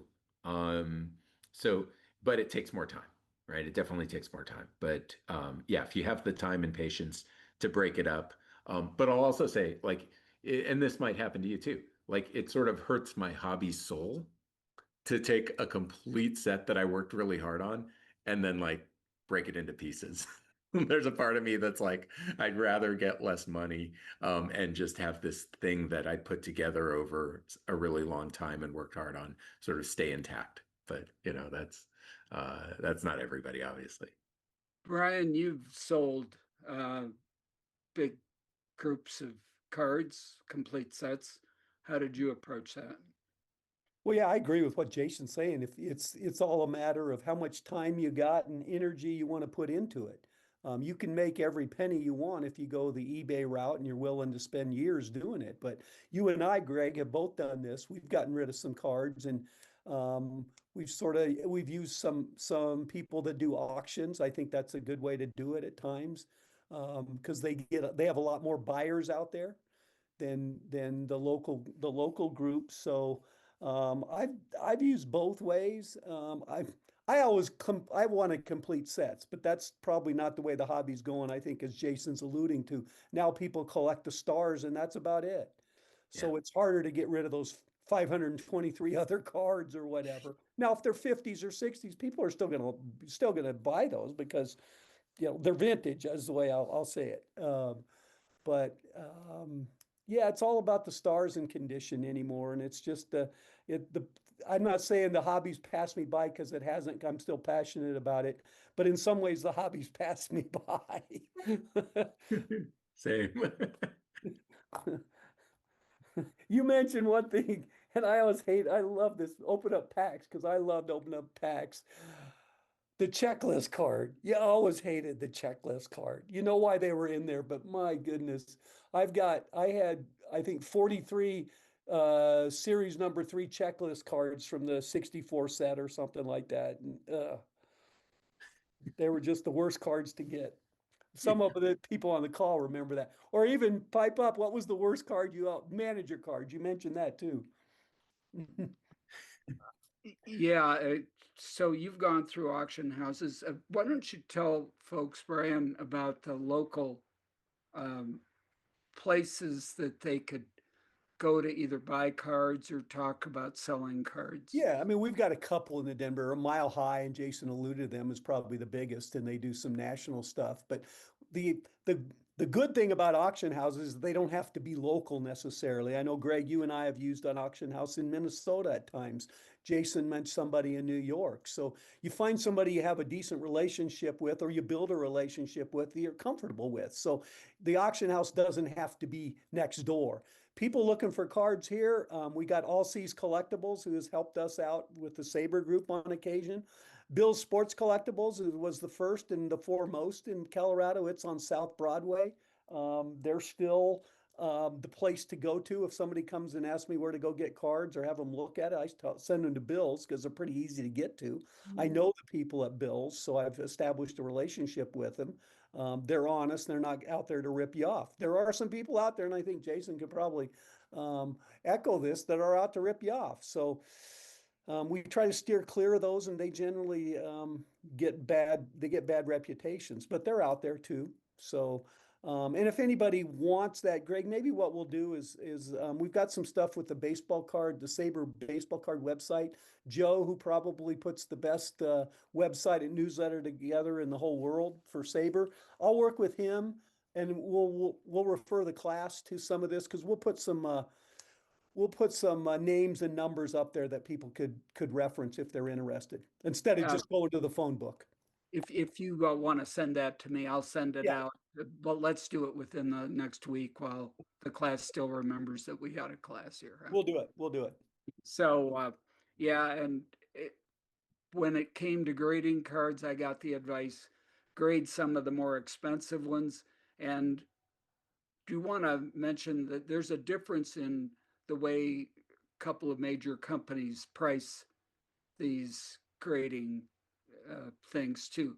PSA was way more expensive than a couple of others, and yet it's sort of the gold standard, if I understand it. What was the another one? SGC? SGC Beckett has one. PSA is getting some pushback right now, Jason. I'm not sure if how you've paying attention, but PSA has taken so long to grade cards. I mean, sometimes it's months. And you Yeah. send a card in, you do not want to wait months for your card to get graded. I think the one when I sent them in, it was like a 4 week max kind of thing. But nowadays they're getting so many cards that it could take you half a year to get a card back. Jason, are you seeing that? Oh, yeah, absolutely. It's funny because they're definitely the market leader, but they're by far the market leader in terms of people complaining about them on social media, and which is always about the turnaround time. And yeah, it might be 9 months to get your card back, which you'll get a litll bit of a premium, especially if the grade that comes back is favorable to you. But it feels like if the PSA card goes for 10% more than the same card graded by SGC, maybe you'd rather get the SGC back in 3 weeks instead of 9 months. Now, there's a plot twist here, which is that, believe it or not, at the moment, I believe the company that owns PSA now owns SGC and Beckett Grading. Yeah, So, yeah. so at some point they'll all work the same, and that may not be good. Yeah. As I Greg, I think remember, you were alluding to, we used auction houses. You might have been that different auction houses charge different amounts of money to put their card up, and they'll put a premium. They'll sell a Clemente rookie card for $10,000, and they'll get a 10%. Uh, they'll collect 10% of that from the buyer. Okay, so that 10,000 card becomes a what is that, a $11,000 card or whatever. And that's always on the people buying rather than the person selling. But when I was selling cards, I'd say, well, it says it sold for this much. He said, yeah, but that included the buyer's premium, which part of which goes to the auction house or whoever's doing that. So, and some auction houses charge less a percentage than others. and as I remember, I was actually charged a different percentage. I happened to have, Glenn talked about his mother didn't throw away the cards. Well, my grandmother didn't throw away my dad's Gaudy cards from 33 and 34. And a couple of those cards were, we put them to PSA because the credibility was maybe a little more, but PSA was also charging a sliding scale. The more expensive the card, the more expensive they charged to grade it. Whereas SGC was pretty much a flat rate at that time. And that was about 6 years ago, where I did what you guys were doing. And I found out those cards were worth a whole lot more than even my 50s and 60s cards.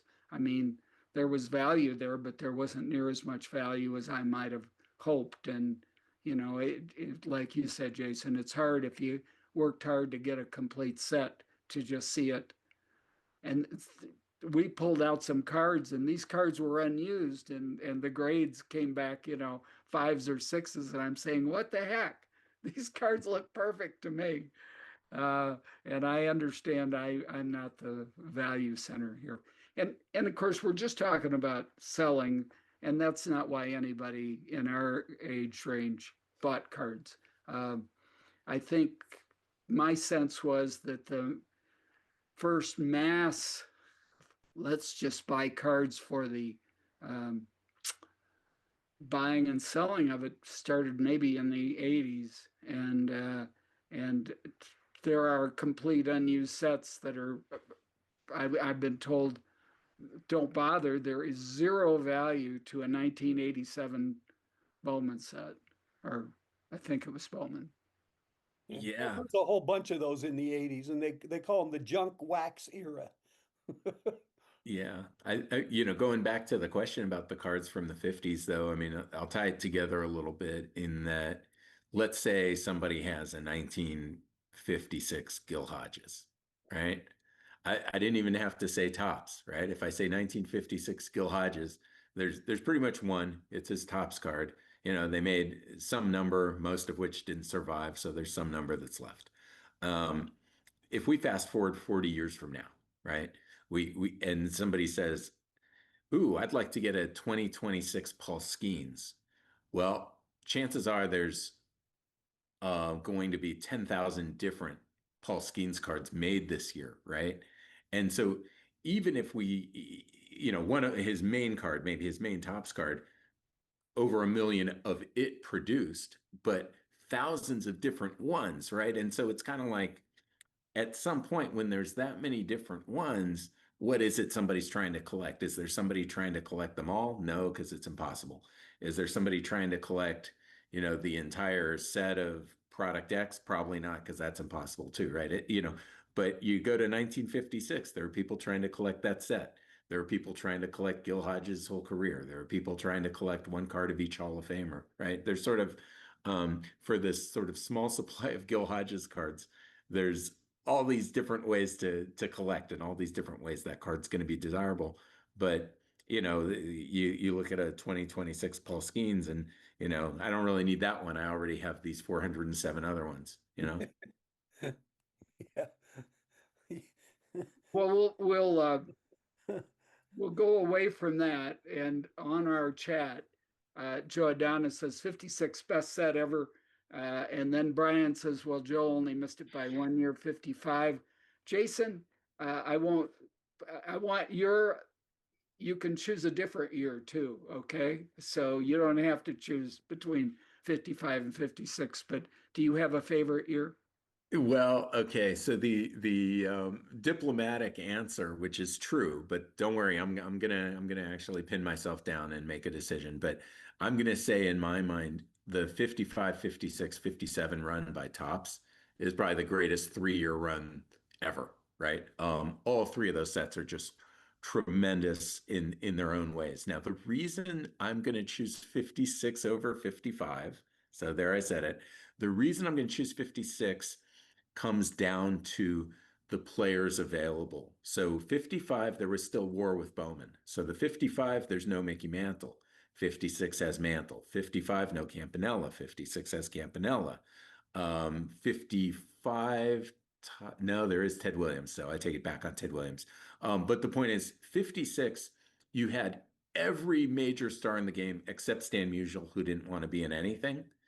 So it's just everybody. As soon as you go to 55, there's always going to be like really, really incredible players that you wish were there and weren't. So if they both had the same checklist, I think I would choose 56. Pardon me. No, I said it wrong. If they had the same checklist, I think I would choose 55. But because 55 is missing so many great players, I have to go with 56. And do you have a different set that would be your favorite? As far as tops goes, I think 56 would be it. I wish I had the full set, which I don't. But if I'm thinking all through hobby history, I really love the 1934 to 36 Diamond Stars. Now, I'll sound like a hypocrite because that's a set that's missing Babe Ruth, it's missing Lou Gehrig, it's missing Dizzy Dean, it's missing so many of the best players of the era. But I just love the art. It's so fun, it's so evocative of the era.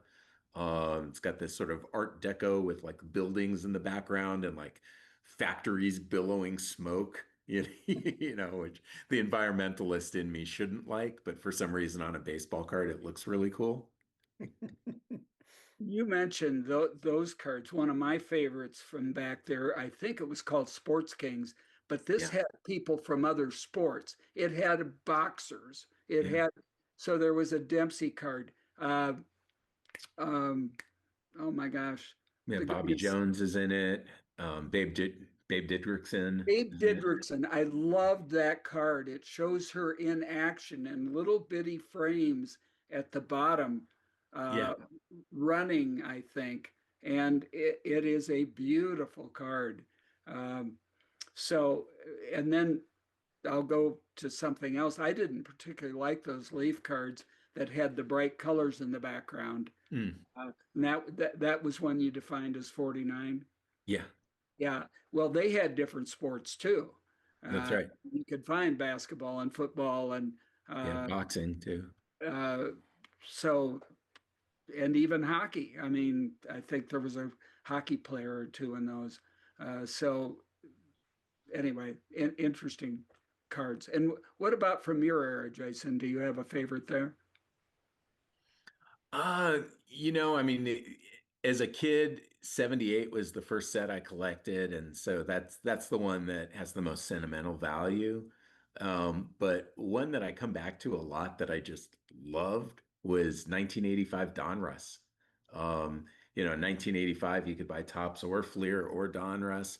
I got kind of sucked into the rookie card craze, and I was so into Dwight Gooden, right? And so I was literally just buying packs and packs and packs to try to hoard as many Dwight Gooden cards as humanly possible. But um, essentially, because I liked his Donruss rookie card better than the other two, I started putting all my money into Donruss. So I had a ridiculous number of 85 Donruss cards. I mean, that was high school for me. I only had a couple friends at that point that were still collectors, whereas in 78, it seemed like everybody at school was Yeah, in. yeah, Yeah. yeah. Those are the two that stick out as far as things I actually bought out of packs. Greg, let me point out something that Jason unfortunately has missed. And many of us on this call, I think, probably got the joy of this. And I use 1973 as the demarcation year. You know why, Jason? 1973 was the last year that Topps sold cards in your local store by series. So the first series would come out early in the year and they'd sell a bunch of boxes, and then the drugstore would buy the second and the third and the fourth and fifth. Growing up in Colorado, I know many of you in the class are from the coast and you were in New York and other places. You didn't have to suffer with us like we did in Colorado. But by the time that the sixth and the seventh series rolled around, our drugstore was into either football cards or something else. They weren't buying the boxes anymore. So we didn't have an opportunity to buy those cards to fill our sets out. One of the reasons that the later series, especially the 60 sets, the cards are more valuable is because there were less of them out there. They just didn't buy as many and they got rid of the ones they didn't sell.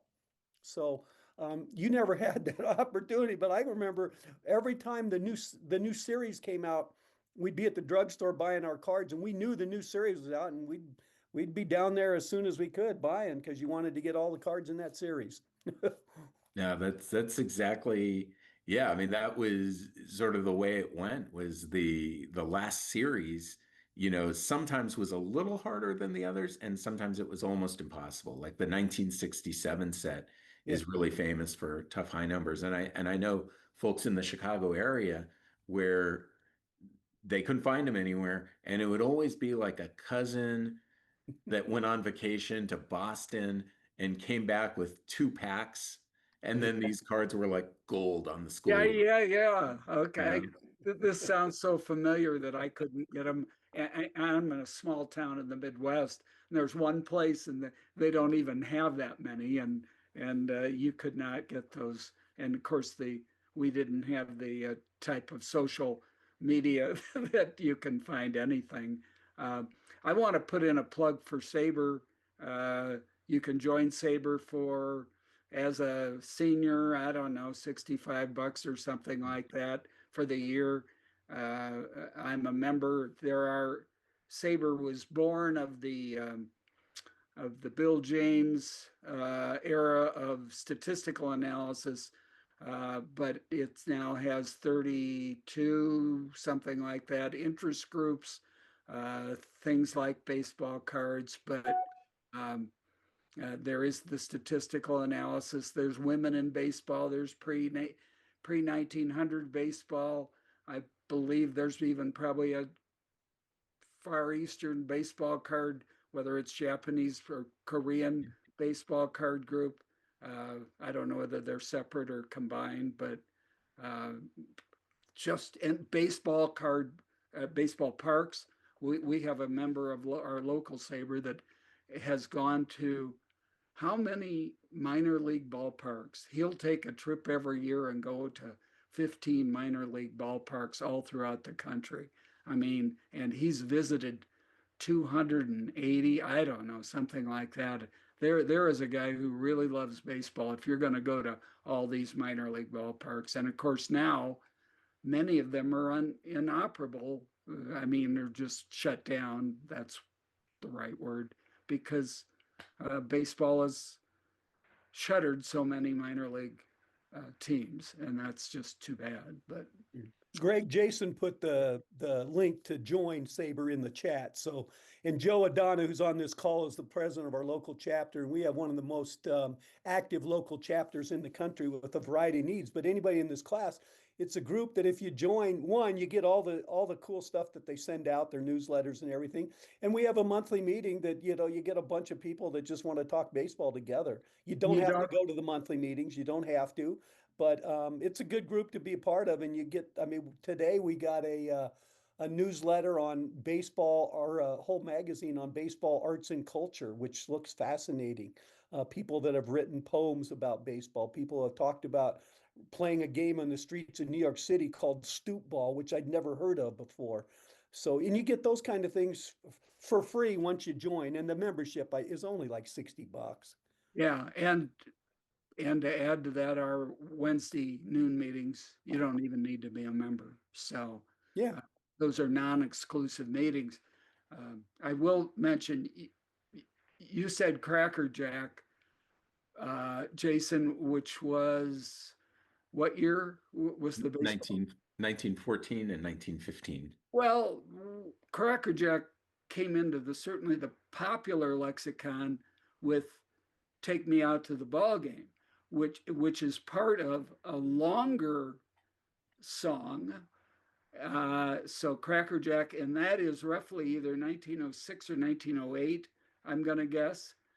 Written by a guy who wasn't even a baseball fan, was trying to impress a girl, and I think Molly O'Grady or something, Kathleen O'Grady. Anyway, but it's almost the whole song a dedication to women going to baseball games, and she's the one that he wants to impress, and he's on a subway train as he's going past the ballpark and decides to write this song. So, but Cracker Jack certainly goes back 10 years before that with that song. I'd love anybody else to ask questions about this. We're at almost the time at the end of our class, but we could talk other topics for 10 minutes, or I'll stick around for another 25 minutes if there are just things people want to talk about baseball. Rule I check. have a question. Sure, Kelly. Hi, Jason. I really Hello. appreciated your presentation. It was terrific, Oh, thank you. very informative. I was wondering, for somebody like me who I never collected cards and not going to start, but I did find in my parents' stuff some just kind of random cards, 25, 30 cards, many of them that look like they're, I'm sure worth nothing. I think they were just, people that my dad liked, players that my dad liked. But some of them look like, they're in plastic, so they possibly could be worth something. And as you were talking, I looked and a couple of them look like they're from the 50s. So how would I, is there, like, I don't even know if it's worth my drive to South Broadway to Bill's to try to get them appraised. Is there some easy way to just go on the internet and get an idea of the value of one card versus, you know, a whole collection? Yeah, I mean, I don't want to sign anybody up for anything they weren't expecting, but I think if it's a pretty small number of cards and you just took a picture and you sent it to Brian, for instance, or if Brian didn't, was a little too busy, if you sent it to me, I could probably say, oh, these two, might be $100 to $200 cards. These six are worth $3 combined. You know what I mean? Like if it's a Right. pretty small number, I think collectors like Brian and myself at a glance can kind of, help with that sort of thing. Um, But couldn't she go to Beckett's or something just to look up that year, that card and I would say yes, but remember I mentioned condition? that condition has literally like a 500x variance on value. So if somebody's an experienced if somebody's not at all experienced as a collector and they see, near mint $8,000 and they're looking at one that has, six creases, they might think, well, mine's got creases, so what's that, 7,000? And the reality is, well, no, it might be $80. You know what I mean? So I think that's where uh, you could try it on your own, but I think if you reach out to somebody who's a more experienced collector, I think I would trust that better. Yeah, Kelly, I'm happy to just come look at them someday. I mean, we can set some up. I'll just come by and like Jason says, I can at least tell you, yeah, they're worth something, they're worth nothing. These are worth doing this with. And again, we can do that fairly quickly. It doesn't take long. She If, could she could yeah. even send you the list of what she Yeah, the just shoot it to to me. find There's a some couple things. people in this class that I've said I was going to do that with. So I'm going to stop by some people and just take a quick look at their collection. And then, as we did, Greg, I mean, we had the opportunities. And Jason, you probably, I mean, if you want to get the most money, then you're going to take the most time and you're going to go the eBay route and you're going to get the cards graded and everything. If you just want to get rid of them quick, you can go to an auction house. You can go to one of the stores, Mile High or Bill's, and they'll buy them on the spot. But you're not going to get the money you could if you want to spend the time on it. We had we had, I'll say, the great Jim Beckett at our Sabre conference last year. He was our Yeah. guest at the Cards Committee meeting in Dallas. And he's the guy whose name is on the price guides and all this stuff. And somebody asked from the audience, almost a similar question, Kelly, but I have some baseball cards at home. I don't really know what they are, what they're worth. If I just want to know roughly what they're worth. What's the best way to do that? And he told kind of a funny story with the twist. He said, you know what, if you've got some hobby shops nearby or something, bring them into the first shop and just, ask the person, what you could get for them. And then don't just say yes, take them to another one and ask, what could I get for these? And then to hick them to another, and then take the highest of the three prices and triple it. And that's what they're worth. and but I mean, there's definitely a truism in there, which is that uh, what your cards are worth and what you'll actually get may be two very different things, right? The very easiest thing is to go to the hobby shop and say, "Here, give me whatever," and that obviously they've got business expenses involved, and and they can't pay you full price, or they're not going to be able to sell them at a profit, uh, but it is true that sort of whatever's the quickest and easiest is going to get you the least. Whereas, if you sort of painstakingly one by one, put these out and do the work, you might get, top value, what the cards are worth. But yeah, but Brian, I was hoping you would say yes. Oh yeah, no, and Kelly, just shoot me an email and we'll figure it out. Like I said, there's some other people in Thank this you, class. I'm Brian. going to go look at some cards and I don't pretend to be an expert on everything, but I can advise you on what to do depending on how you want to go about it. If you want to get rid of them right away or you want to get max value. Thank you very much. Yep. Sure, and of course, I said I had some cards from the 30s. One of them was a Babe Ruth, and it shows him kind of looking up and his shoulders. So it's sort of a close up of the upper part of his body and head. My dad had outlined his body in ink. Uh, that did not help the card's value. I'm gonna tell you that ink stuff. And I did have the card of Ruth uh, on the field that you showed, uh, Jason, that Oh, you said wow. was sort of iconic. And you know, a couple of those cards brought in more than all my 50s and 60s cards put together, which was sort of hurt. Man, my favorite was the 57, and I can't even tell you why, other than I started in 58 and I saw some of those 57s, and I just liked the photography of it. I thought the Brooks Robinson card, for instance, you know what that looked like in 57, Jason? It Yeah. shows him with sort of this pink sunset in the Yeah. background. Yeah. And what I've found interested, people might, I've looked at that card on the value of it, and I've seen like 8 different cards, and the color of that sunset is different in every one of them. I Hmm. mean, it goes from gold to pink, and with all the variations, and some of it's striking, and some of it's sort of faded out, and so the color control of that wasn't very good. But I thought that background was pretty neat with the sunset. We Anyway. had a lot of cards, Greg, that me and my brother had growing up that when a player got traded from a team, we'd cross it out with a pen or whatever. Absolutely. And so You you'd put, wanted to what was, update that. didn't help the value, did not help the value. Well, listen, folks, that the Jason, he's so willing to do this, and I'm so appreciative, and it's uh, really entertaining. I thought the way he puts these together, and the pace. An hour had gone by, and I thought it was a couple of minutes. Uh, uh, I'm going to end I guess, the class here and just say it's been a joy being with you folks talking about baseball. And I appreciate the note, Sherry, and the chat.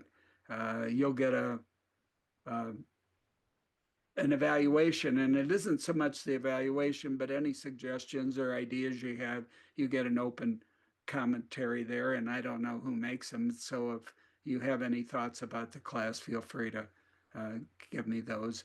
And I think you've probably have Brian's email address uh, because I think I put it on there as part of the list. But if you don't find it, uh, let me know you've got mine, and I can make sure you get Brian's. And I guess that's it for the class. So um, Thanks, Greg. Thanks, Jason. Yeah. Rockies are on an upbeat, and hope to see you around, everybody. Thank Thank you. you. Thank much. you. Great class. Really Bye. appreciate it. Glenn will be in touch. Okay. I'll send you an email.